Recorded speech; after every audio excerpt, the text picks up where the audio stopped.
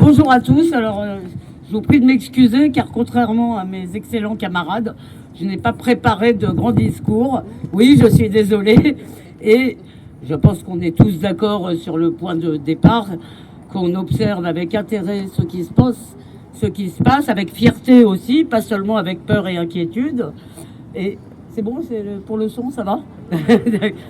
Et donc je ne vais pas reparler du droit d'Israël à se défendre. Je voulais vous faire part de quelques réflexions sur ce que j'ai entendu ces derniers jours. Parce que quand ça a commencé en Iran, dans le climat, disons, que David vient de décrire, génocide tous les 4 matins, je me suis dit, bon, cette fois-ci, on va avoir un répit, les gens vont applaudir. Des gens vont applaudir.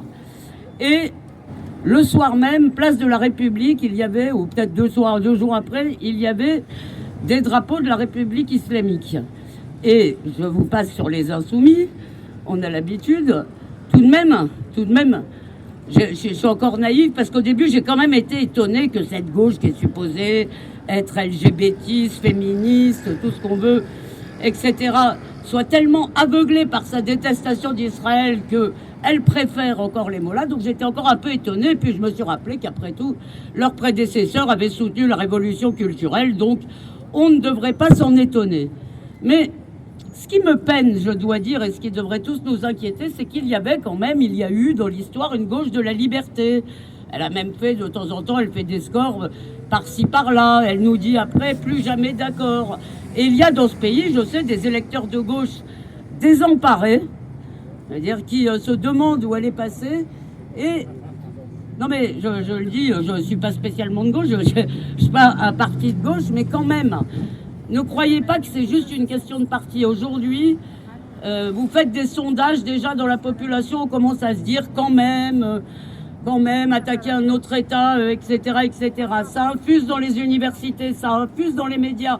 Sur France Inter, dès samedi matin, la ligne c'était Netanyahou. Vous êtes assis? Non, mais c'est pas grave. Netanyahou torpille la détente en Iran, avec l'Iran. Bon. Moi, j'ai pensé que c'était l'heure des comiques. Mais voilà. Et je voudrais, pour terminer quand même, je sais pas si David Fraîche est encore là, mais même s'il n'est pas là, je vais quand même lui répondre. Je pense que c'est tout à fait faux de dire que les Juifs sont seuls. C'est tout à fait faux.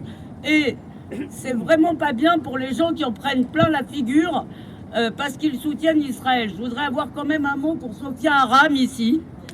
Voilà. Sophia Aram a eu le malheur d'écrire un papier très très drôle sur Pince-mi et Pince-moi dans un bateau. Et c'était vraiment un papier rigolo.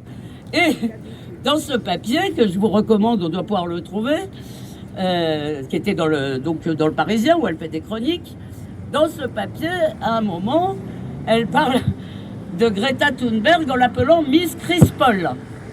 Ouh, alors ça va. Les Crispol, c'est les petites, pour ceux qui ne savent pas, c'est les petites biscottes suédoises. Crispol, bon, oh là là. Pardon. Eh bien, la Société des journalistes du Parisien vient de faire un communiqué outragé.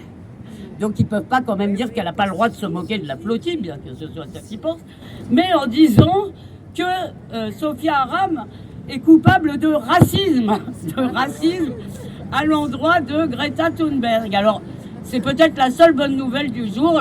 La Société des journalistes du Parisien reconnaît qu'il peut exister un racisme anti-blanc, mais par ailleurs, je voudrais quand même vous dire qu'il y a parmi nous beaucoup de gens qui ne sont pas juifs, il y a beaucoup de gens qui défendent la liberté malgré tout. Alors ne dites pas que les juifs sont seuls, parce que c'est pas vrai.